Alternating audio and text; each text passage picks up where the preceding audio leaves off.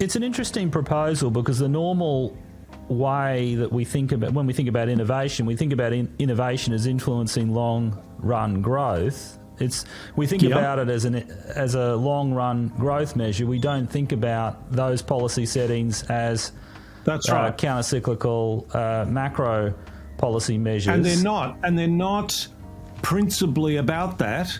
But this is walking and chewing gum. So this is noticing that there are two things going on, and the policy, the long run policy intent is the main thing that's going on.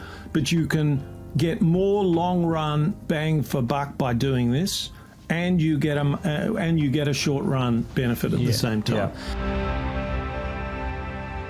Welcome to a new experiment. I'm calling it Policy Bites, but I might be able to come up, or we might be able to come up with a better name for that next time you see us.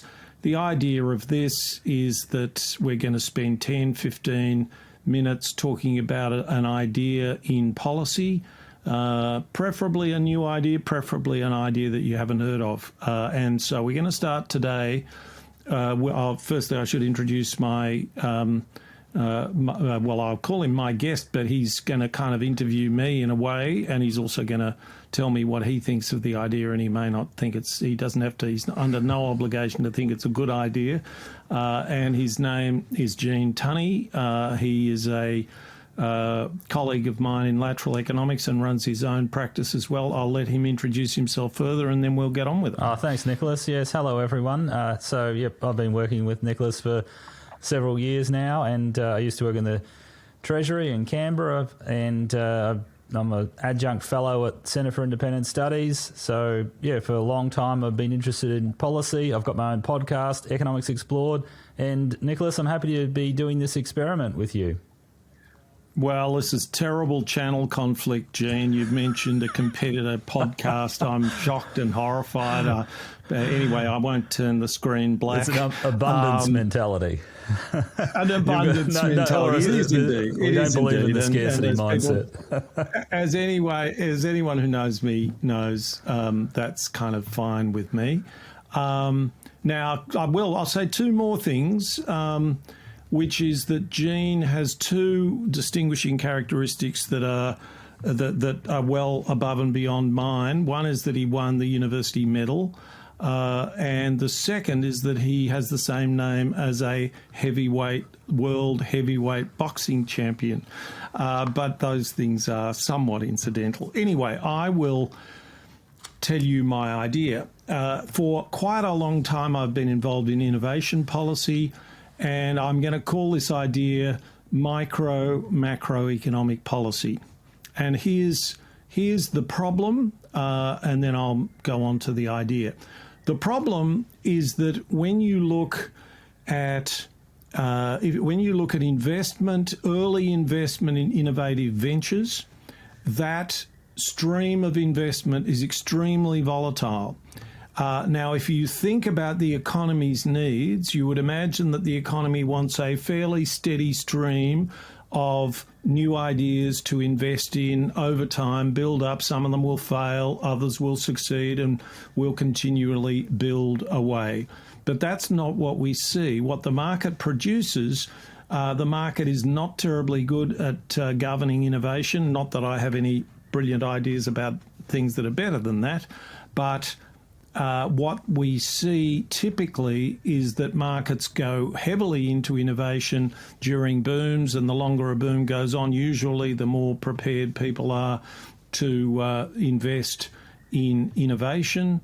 And then the moment credit dries up, the moment the economy starts entering a downturn, the amount of new investment in early stage capital plummets.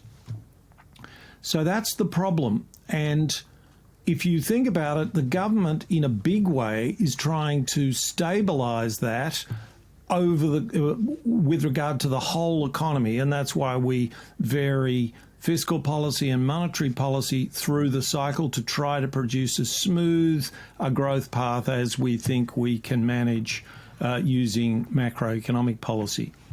So it seems to me And it has seemed to me, I've actually proposed this a few times to somewhat dumbfounded and not very impressed bureaucrats and other people on innovation panels. I've actually proposed that if we are going to subsidise early stage capital, which we do, and we subsidise it fairly substantially through various programs where you get various tax concessions for investing in early stage capital, that those incentives should be higher, where they should be more valuable when the economy is in a downturn and when the early stage capital market is in a deep recession, and those subsidies should be smaller and possibly liquidate themselves at the top of booms. So that's the idea. And the reason it's come back into my head recently is that I was talking to a completely different sector, namely the sector that tries to put apprentices, tries to shepherd, if you like, apprentices through businesses, get them through their apprenticeship, so that we are training young people at us. And again, you would want that to be a fairly steady flow of new young people getting trained. And what we see is a great deal of volatility again following the cycle. Again, it's an area that we subsidise. So again, the idea would be that we subsidise it in a more responsive and counter-cyclical way. So that's the idea, Gene, and tell me what you think of it. Okay, so I think what you're trying to get to is another counter-cyclical fiscal policy measure. It's not quite an automatic stabiliser. I'm just wondering, I mean, how would you implement this, Nicholas? Does this rely upon some omniscient bureaucrat adjusting the parameters of the assistance? Yeah, I'm not sure. We rely on omniscient bureaucrats in the Reserve Bank to do this with interest rates, and there's been lots of discussion and sort of drama from people like Milton Friedman saying that we must remove all discretion. Now, I think if we're going to have a policy with interest rates, we need the best people we can. We need to give them independence. We need to ask them to set interest rates, and that's what we do with that's what we do with interest rates. So one could do it that way, or one could set up quite clear rules in advance, and you could say if the employment share falls below a certain amount, then this subsidy goes up, and if it rises above a certain amount, it goes down. You could actually focus it on the flow of funds, because in fact I certainly know in early stage capital that there are cycles which are not perfect. What I've said about their correlation with the macroeconomy is correct, but it also has its own rhythms and so on. So one might do it one might micro target it in a more specific way. But the other thing that this enables me to do is to explain the benefits, which are twofold. One, there are microeconomic benefits because you get a steadier stream of capital formation, human capital formation and financial capital formation. And you also make a small contribution to macroeconomic stability. So when you're in a recession, you're looking around for sensible things to throw money at, things that you can throw money at that won't just waste the money. As you know, Keynes argued that wasting the money, in a deep enough recession, wasting the money is better than not paying it. If you pay people to bury bottles and then dig them up again, you'll end up doing more good than harm. But obviously, if you can pay people to do useful things, that's what you should do. So you get both of those benefits. Yeah. It's an interesting proposal, because the normal way that we think about, when we think about innovation, we think about innovation as influencing long-run growth. We think about it as a long-run growth measure. We don't think about those policy settings as That's right. counter-cyclical macro policy measures. And they're not principally about that, but this is walking and chewing gum. So this is noticing that there are two things going on, and the policy, the long run policy intent is the main thing that's going on, but you can get more long run bang for buck by doing this, and you get a short run benefit at the same time. Yeah. And so you were talking about the cycle, and you can have a big boom in this sort of thing in venture capital and startups. Now, with what you're proposing, would you be suggesting that with the current assistance, so there's all sorts of programs, one of them I saw is accelerating commercialisation, and there are grants for that. Yep. Would you be suggesting that maybe we dial back what we're providing if we're in a boom, or if we're in an upswing, and then when we're in a downswing, we ramp that up? So this could be a budget neutral proposal.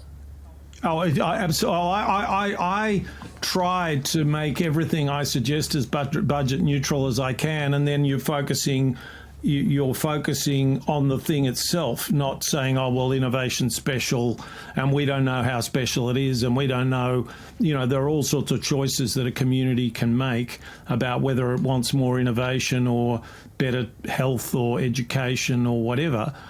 So this is really just about the technical efficiency of a program, and if the program is seeking to benefit and seeking to subsidise an activity that is highly volatile and highly cyclical, then you can build a kind of an interface with the economic cycle with that long run approach. And I mean, this is what people would say to me in government committees. They'd say, well, it's a long run policy. And absolutely, it's a long-run policy. So we have to be able. The fact that it's a long-run policy doesn't address this other problem, and you can get better long-run policy by walking and chewing gum, by doing both things in ways in which they each reinforce each other. If the short-run variation was doing some harm to the long-run intent, then there's a case to say, well, now we have to make our decision. Here, it isn't. Here, that is not the case. The two things reinforce each other. Are you concerned about the risk that this could end up being destabilising, or that, like with fiscal policy, fiscal policy was out of favour before the financial crisis, and there were various criticisms of it. I mean, some were arguing that it was destabilising, it could happen at the wrong time. There are all these lags in policy, in recognising that you've got a problem, then there's a lag of implementation. And then there are other critiques that said, well, actually fiscal policy is ineffective because of crowding out. And, that can be via prices or interest rates or the exchange rate, that Mundell-Fleming critique. So how do you think about that? Do you think this would actually be effective? Well, a couple of things to say. Firstly, where it seems to me that it seems unlikely that you can that these things fully offset. That you fully. The evidence we have is that these effects do not fully offset the impact. But even if they did, you still have if they do, then you do no macroeconomic benefit. You generate through this policy no macroeconomic benefit, but you still have the microeconomic benefits, which is that you're producing a steadier stream of investment in human and financial capital in new activities. So I think it still stands up, even if you make that really fairly extreme assumption that fiscal policy doesn't work at all. So the other thing I'd say is that the way it works at the moment, governments are quite generous during booms because they keep seeing this money turning up, and so they like to hand more out, and then they look around for easy wins when they need to swing, well, they swing into austerity at the wrong time, basically, when the economy's turning down. So the more we can build this in as a sort of reflex action of the system and something that is agreed by politicians in principle before it takes effect, rather than assume they'll do the right thing when they need to do the right thing, then I think you're also looking like you're looking like that's going to much more likely to be successful. Yeah, I'd like to see a sketch of it, and I'd be interested in thinking in exploring what indicators we'd use. I mean, what would be the trigger for this? Whether it's GDP. But the problem with GDP is it comes out, what is it, a month after the end of a quarter? Would it be the unemployment rate? I know these are technical issues, but you'd want to work that out because so I don't know if you've thought about that. I don't.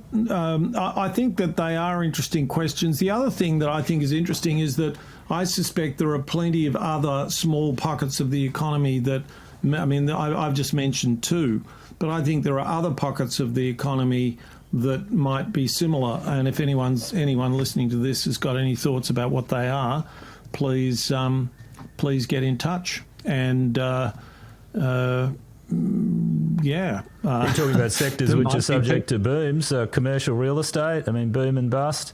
But we don't. That's right. But we don't subsidise. Hopefully, we don't subsidise commercial real estate. True. So I'm thinking of something that government's pretty heavily involved in, and the government's pretty heavily involved in, and that has this volatility about it. So we've thought of two, and maybe there are others. Okay. All right. Well, look, I'll finish it there. We promised this was going to be a bite and not a meal. So there we have it. Our first little experiment. Let us know what you thought, and hopefully we'll see you soon.